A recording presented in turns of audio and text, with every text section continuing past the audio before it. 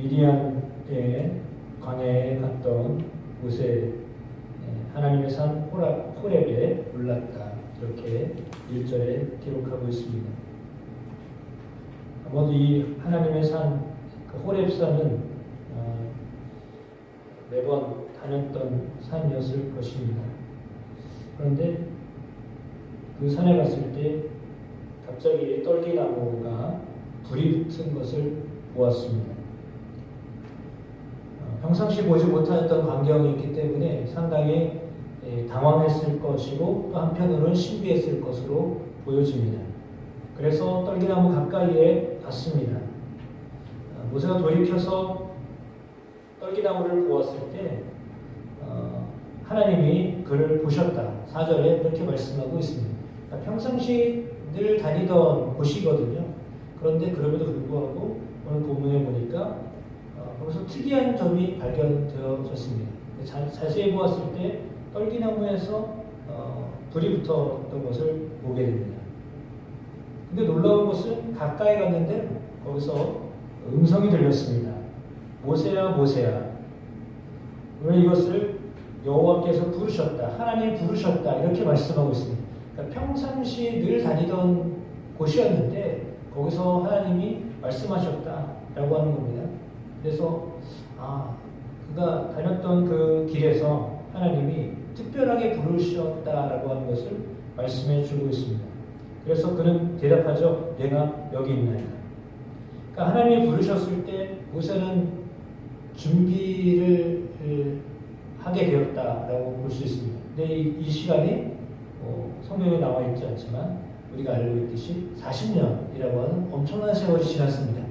40년이라는 세월이 지났는데 모세는 광야에서 어쩌면 애굽의 모든 것들을 다 잃어버릴 만큼 시간이 배나 지나는 거죠. 40세까지 왕자로 살다가 80세까지 이제 목자로 살았기 때문에 과거에 있었던 것들을 거의 잊을만 했을 때 하나님이 그를 찾아오셨습니다. 그래서 모세 이름을 부르셨고 모세는 하나님께 내가 여기 있나이다 라고 대답했습니다. 그전에는 모세를 부르셨다라고 하는 내용이 나와 있지 않습니다. 그런데 오늘 보면은 하나님께서 모세를 부르셨다라고 말씀하고 있습니다. 모세가 정말 잘 나갔을 때 하나님 부르시면 참 좋았을 텐데 그렇지 아니하고 처갓집에서 더부상이 하고 있는데 부르셨습니다. 형편으로 보자면 사실상 자기가 아무것도 가지고 있지 않는 상황이라고 볼 수 있습니다. 그런 어떤 빈털터리였던 모세죠. 그런데 하나님이 그때 그를 부르셨습니다. 그리고 하나님이 재차 말씀을 하시는데 이리로 가까이 오지 말라라고 했습니다. 아마도 하나님의 음성이 들렸기 때문에 모세가 가까이 가려고 했던 것 같습니다. 그러니까 하나님이 가까이 하지 말아라라고 했습니다. 그리고는 내 손에 내가 선 곳 거룩한 땅이다. 내 발에서 신을 벗어라. 이렇게 말씀하셨습니다. 신을 벗으라라고 하는 이 음성을 들었을 때 하나님이 계속해서 말씀하십니다. 내 조상의 하나님이라 아브라함의 하나님, 이삭의 하나님, 야곱의 하나님이다. 그래서 깜짝 놀랐습니다. 이분이 우리가 조상 대대로 믿었던 하나님이시구나. 그 음성에 상당히 충격을 받았습니다. 그러니까 하나님 배역들을 두려워하였습니다. 우리는 늘상 이게 알고 있고 들었던 내용이니까 그런데 이게 모세의 경우에 하나님을 어쩌면 처음 대면하는 거잖아요. 그리고 하나님에 대해서 어머니 여기배를 통해서 들었겠죠. 그렇지만 실제로 하나님을 만난 거는 상당히 시간이 지난 다음에 지금 이 시점에서 하나님이 그를 만나주신 겁니다. 그런데 그렇게 이야기로만 듣던 하나님이에요. 어머니의 그 구전으로 통해서 하나님에 대한 이야기를 들었는데 지금 그 하나님이 실체에 오셔가지고 모세의 이름을 부르고 내가 여기 있습니다라고 말할 수밖에 없는 그 존엄하신 하나님 앞에 하나님 부르시니까 내가 여기 있습니다 이렇게 말할 수밖에 없는 그냥 자동으로 나오는 그런 현상이죠. 그때 하나님께서 그에게 또 말씀하십니다. 내가 애굽에 있는 내 백성의 고통을 분명히 보고 그들이 그들의 감독자로 말미암아 부르짖음을 듣고 그 근심을 알고 내가 내려가서 그들을 애굽인의 손에서 건져내고 그들을 그 땅에서 인도하여 아름답고 광대한 땅, 젖과 꿀이 흐르는 땅, 가나안 족속, 헷 족속, 히브리 족속, 그리스 족속, 히위 족속, 여부스 족속의 지방에 데려가려 하노라. 그러니까 버젓이 살고 있는 사람들이 있습니다. 그런데 내가 그곳으로 그들을 데리고 가겠다라고 하나님이 모세에게 애굽에서가 아니라 물론 가나안으로 가야 된다는 이야기는 들었겠죠. 야곱도 그렇게 갔고 요셉도 가기를 원했고 그렇기 때문에 가나안으로 가야 된다는 것은 알았는데 그 가나안 땅에 버젓이 살고 있는 유목 족속들이 있었고 그들에게로 내가 인도하겠다라고 하나님이 하나님의 뜻을 모세에게 말씀하십니다.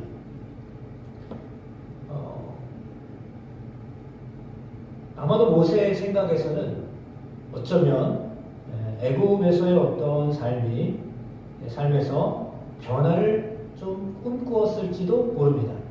이스라엘 백성들이 물론 가나안으로 가야 된다는 그것은 알았겠지만 그러나 그 현실에서의 어떤 변화들을 꿈꾸며 살았을 법합니다. 왜냐하면 그가 40년 동안 왕자로 살았기 때문에 그들의 삶이 다시 요셉 시대의 삶처럼 그런 어떤 번영을 꿈꾸고 그것들을 경험하는 애굽에서의 생활을 생각할 수도 있었거든요. 그런데 하나님은 그것이 아니라 너희가 다시 가나안 땅을 가야 된다. 그런데 그 가나안 땅에는 기존의 사람들이 살고 있는 족속들이 있다. 그러나 내가 그 땅을 너에게 주겠다라고 하나님이 말씀하십니다. 그래서 이 음성을 그 하나님께서 모세에게 허락하셨는데 모세는 그 음성을 듣고서 어떤 생각을 했겠습니까? 아마도 왜 난데요? 나는 거기서 실패한 사람인데요. 나는 거기서 사람을 죽였다고 해서 도망 나온 사람인데요. 왜 내가 거기를 가야 됩니까? 라고 하는 그런 의문을 가질 수밖에 없었을 것입니다. 그런데 하나님이 가라라고 말씀하십니다. 이제 가라. 이스라엘 자손의 부르짖음이 내게 달하였고 애굽 사람들이 그들을 괴롭히는 한때도 내가 보았으니 이제 내가 너를 바로에게 보내겠다라고 말씀하십니다. 그러니까 때가 차기를 기다리셨던 하나님으로 보여집니다. 그들이 정말 고통이 차고 차서 정말 하나님을 찾았을 때 하나님이 그들에게 모세를 보내시겠다라고 말씀을 하십니다. 그러면서 12절 말씀에 11절 말씀에 모세가 하나님 앞에 아뢰죠. 내가 누구이기에 바로에게 가고 이스라엘 자손을 애굽에서 인도하여 내리까? 내가 무슨 자격으로 갑니까? 나는 아무것도 없습니다. 그 말이죠. 나는 누군데요? 내가 어떤 자격으로 바로 앞에 설 수 있습니까? 나는 못합니다. 라는 의미로 그들을 내가 어떻게 인도합니까? 라고 반문을 했습니다. 그랬는데 하나님이 12절에 뭐라고 말씀하시죠? 내가 반드시 너와 함께 있으리라. 내가 반드시 너와 함께 있으리라고 말씀하십니다. 너만 보내는 게 아니야. 지금 나와 대면하고 나를 네가 경험하듯이 내가 너와 함께 같이 갈 거야. 그리고 그들을 인도해 낼 거야. 라고 하나님께서 모세에게 말씀을 하고 계십니다. 그러니까 하나님이 모세를 그냥 혼자 보내겠다고 하신 것이 아니라 내가 너와 함께 하겠다라고 말씀하시고 증거로 너희가 애굽에서 나온 다음에 이 산에서 나를 섬기게 될 거야. 이게 증거야. 라고 말씀하셨습니다. 말씀 그대로 우리가 호렙산 시내산에서 하나님을 대면하는 모세는 하나님을 대면하는 그때는 더 긴 시간 동안 하나님 대면하는 그런 축복된 자리에 서게 되고요. 하나님 그 말씀을 지키심을 훗날에 깨닫게 되어집니다. 그때 하나님이 모세에게 말씀을 하시죠. 그들이 모세가 먼저 물었습니다. 그들이 하나님의 이름이 무엇입니까? 라고 물으면 어떻게 대답을 해야 됩니까? 라고 했더니 나는 스스로 있는 자이다. 나는 스스로 있는 자이다. 나는 원래 존재하고 있었다. 라고 하는 거죠. 너는 알지 못하지만 나는 원래부터 있었던 자이야. 나는 본래부터 있었던 자야. 원래 너희를 알고 있었어. 그 이야기입니다. 그러니까 너희가 이곳에 오기 전부터 내가 너희를 알고 있었고 너희가 이제 가게 될 때도 내가 너희와 함께 할 거야. 라고 말씀하시는 겁니다.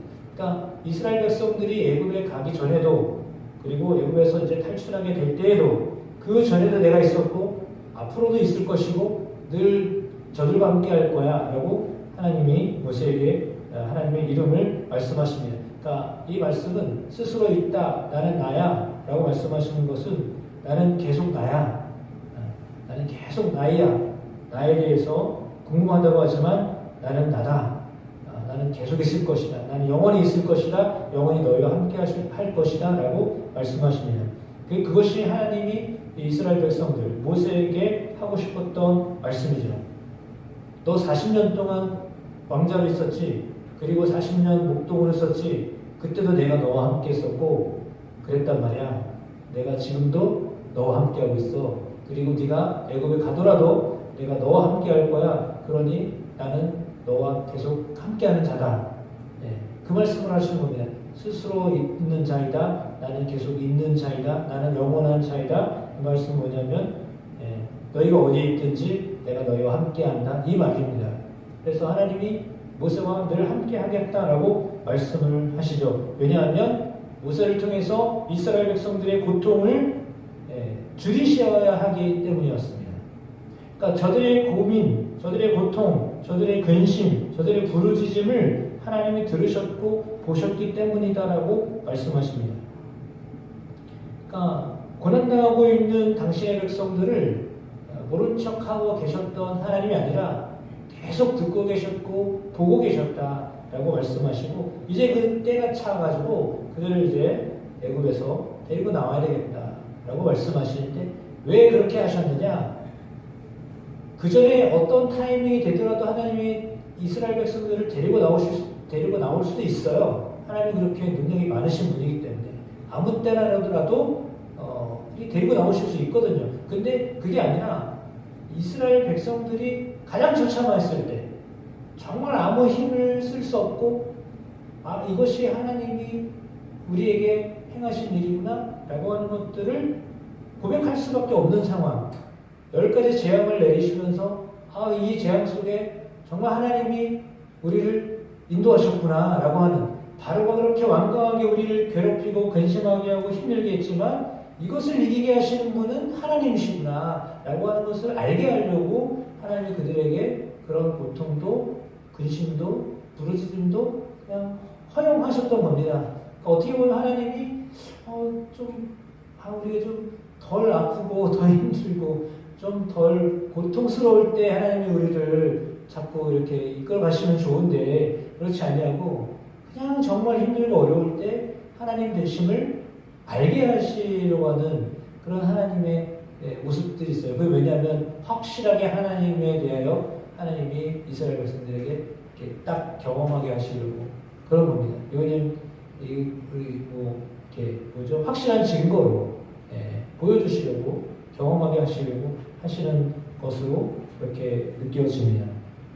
아무튼 하나님은 그렇게 이스라엘 백성들의 신음소리를 들으셨고 그래서 내가 너희에게 이렇게 보내겠다라고 말씀을 하십니다. 15절 말씀에도 이렇게 말하죠. 너는 이스라엘 자손에게 이같이 이르기를 너희 조상의 하나님 여호와 곧 아브라함의 하나님 이삭의 하나님 야곱의 하나님께서 나를 너희에게 보내셨다 하라. 이는 나의 영원한 이름이요 대대로 기억할 나의 칭언이라. 그러니까 하나님은 하나님의 이름이 영원히 이스라엘 백성들에게서 들려지고 대대로 기억하게 되기를 원하셨기 때문이다 라고 말씀하고 있습니다. 아마 애굽에 계속 살다 보면 그렇지 않게 될 확률이 확실하기 때문에 그래서 하나님이 그들을 이제 애굽에서 가나안 땅으로 옮겨가겠다고 말씀을 하고 계십니다. 그래서 장로들을 모으고 그들에게 똑같이 또 말씀하십니다. 말하기를 여호와 하나님, 여호와 너희 조상의 하나님 곧 아브라함과 이삭과 야곱의 하나님이 내게 나타나 이르시되 내가 너희를 돌보아 너희가 애굽에서 당한 일을 확실히 보았노라. 내가 말하였거니와 내가 너희를 애굽의 고난 중에서 인도하여 똑같은 말을 이제 반복하죠. 다기가 들었던 이야기를 이제 이스라엘의 지도자들에게 똑같은 말을 합니다. 그래서 오늘 본문에 보면 설득을 하는데 내가 어떻게 설득할 것이냐? 히브리 사람의 하나님 여호와께서 우리에게 임하셨은즉 우리가 하나님 여호와께 제사를 드리려 하오니 사흘길쯤 광야로 가도록 허락하소서 이렇게 말할 거다. 그러니까 광야에 잠깐 나갔다 올 거니까 우리를 허락해 달라라고 말할 텐데 그러나 내가 안다. 강한 손으로 치기 전에 애굽 왕이 너희가 가도록 허락하지 않을 것이다. 하나님 다 아셨어요. 얼마나 완강한지 바로도 얼마나 그런지 하나님 다 아셨거든요. 그래서 이적을 여러 가지 이적을 그들을 친 후에야 그가 너희를 보낼 것이다 라고 하셨습니다. 그러니까 하나님이 미리 다 알려주셨어요. 이렇게 될 것이야. 너희가 좀 참아야 돼. 그러나 반드시 보낸다 라고 하는 거죠. 그들을 구원해낼 것이야 라고 하나님이 약속을 하고 계십니다. 그래서 나갈 때에는 너희가 그들로 인하여 은혜를 받게 할 거야. 나갈 때 빈손으로 가지 않게 할 거야. 모두 이웃사람과 자기 집에 거류하는 여인에게 은, 금, 해물과 의복을 구하여라. 너희 자녀들을 꾸며라. 너희는 애굽 사람들의 물품을 취하게 될 것이다. 그들이 다 내어줄 것이다 라고 말씀하십니다. 그래서 전리품이죠. 그거는 말하자면 전리품입니다. 전쟁에 나가면 전리품을 갖게 되어 있거든요. 근데 이것은 영적인 전쟁이기 때문에 이 전쟁에서 그들이 가지고 있었던 것들을 너에게 주게 될 거야. 이 말입니다. 그래서 하나님이 이 영적 전쟁 가운데 승리하고 그 전쟁에 참여했던 이스라엘 백성들이 전리품을 가지고 나오게 하시겠다라고 말씀하고 계십니다. 그래서 하나님이 그 일들을 행하겠다라고 지금 모세에게 말씀을 하시는 것처럼 하나님은 하나님의 사람이 이제 세워져서 하나님의 부르심을 위해서 나아갈 때 당신의 플랜을 모세의 경우는 다 보여주셨어요. 왜냐하면 좀 의심했기 때문에 처음에 이렇게 될 거야 라고 말씀하셔서 전체 플랜을 다 들려주셨습니다. 그리고 나서 그가 나가도록 했는데 그러나 우리 보면 사장에 보면 이게 전체 플랜을 다 보여주셨는데 모세가 그래도 나는 아닌 것 같아요. 이렇게 이제 반응을 하게 되는데 그건 이제 4장 다음 장에서 다음 주에 우리 함께 보겠습니다. 그러나 하나님은 구체적인 계획들을 모세에게 보여주셨고 그 일들을 할 수 있도록 이렇게 충분히 동기부여를 하고 계시다라고 하는 것입니다. 하나님이 다짜고짜 행하지 아니하시고 그를 개인적으로 만나서 설득하고 그리고 구체적으로 장로들 이스라엘의 장로들에게 어떻게 할 것이다라고 하는 것까지도 알게 하시고 말하게 하셨다라고 하는 것이 오늘 본문에 나와 있는 이야기입니다. 그래서 전체적으로 모세가 하나님의 부르심을 받아서 애굽에서부터 이스라엘 백성들을 이제 출애굽하게 될 텐데 그때 모든 분위기들을 그렇죠? 그 전체적인 분위기들을 하나님 내가 만들겠다라고 말씀을 하고 계십니다. 하나님의 은혜는 이렇게 모세를 통해서 하나님 그 일들을 이루고 계신데 그 일들은 그런 일들을 놀랍게 행하실 줄도 믿습니다. 저희도 주일날이 아니라 설이라서 어제 저희는 신가에서 어제 예배드리고 오늘은 이제 초가에서 예배드렸는데 자녀들이 예배를 함께 같이 드리면서 저희 이제 설교 안 하고 이렇게 센텐스로 돌아가면서 이제 읽었거든요. 그리고 이제 소원이 뭐냐 이렇게 듣기도 하고 자녀들이 내가 할 말이 있다. 예를 들어 상규야 내 막내 천하네. 상규야 너도 이제 교회 가야 되지 않겠니? 내 소원이다. 그러시더라고요. 저희 장모님이 너무 좋은 거야. 그 이야기가. 자기 소원이 자기 아들이 교회 같이 가는 게 소원이라고 하니까 그 말 때문에 또 울컥 하셨어요. 그래가지고 야 너무 좋다. 너무 행복하다고. 당신 이렇게 핍박하던 남편이 아들이 교회 같이 가야 된다라고 그렇게 하니까 너무 좋으신 거예요. 그래서 너무 행복하다고 얘기하시는데 그 말에 또 이렇게 은혜가 되더라고요. 그래서 참 거의 30년 걸렸습니다. 우리가 96년 결혼했으니까 거의 30년 걸렸거든요. 하나님이 때가 되니까 우리의 부르짖음을 계속 들으셨던 것 같아요. 그러니까 자녀들이, 우리 처형들이 그걸 우리가 다 기도했다고, 그리고 또 기도하고 있다고. 그래서 하나님 다 듣고 계시거든요.